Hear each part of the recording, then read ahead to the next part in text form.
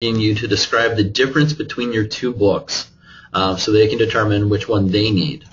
Okay.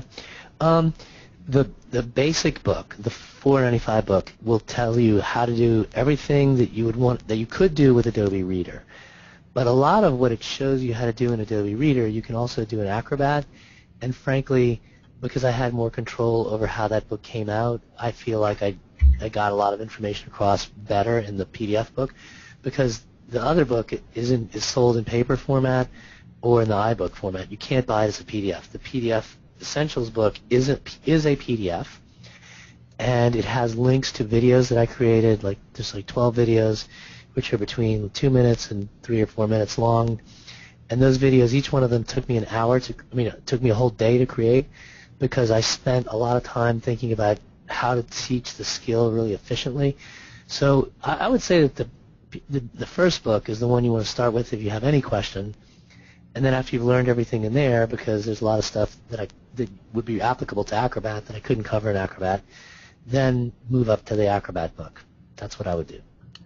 Yampina asked us to repeat what's the program for $2 a month that converts, and that's actually Adobe Acrobat Reader, their free program.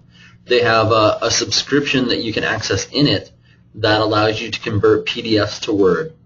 So I have to be honest, I use it all the time.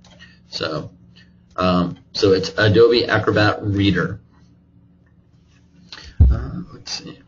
That's almost in the entirety of the program. Yvonne has a follow-up question where she says, do we need to update our current fee and rep agreements to include digital disclosure, including docs already signed by the client?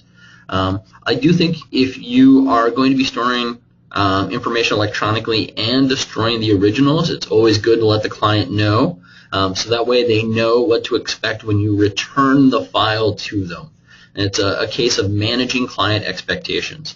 So you probably should update your agreements to include some type of disclosure on how you're storing their files when you return them. So what they should be expecting at the end of the representation. Ernie, do you have anything to add to that? I totally agree. That's a great explanation. Okay. Well, I think we nailed it. We've hit pretty much most of the questions here. There are a couple that are Clio specific that I'll handle offline. I want to thank everybody for attending, and I want to thank Ernie for being a phenomenal guest and teaching us all about how to go paperless using less paper. Thanks. Thanks for having me. All right. Take care, everybody.